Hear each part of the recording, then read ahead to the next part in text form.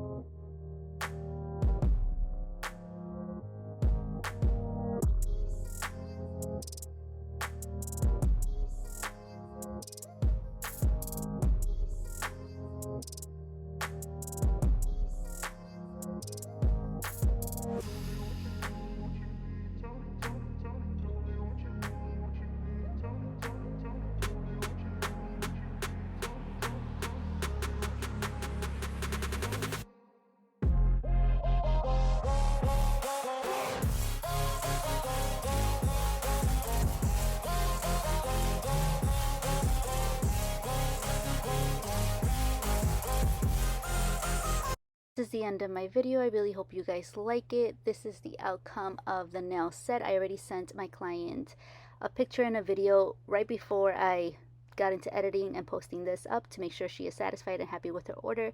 Don't forget to comment and like on my video, and also subscribe to my channel for more videos. I'll see you on my next one.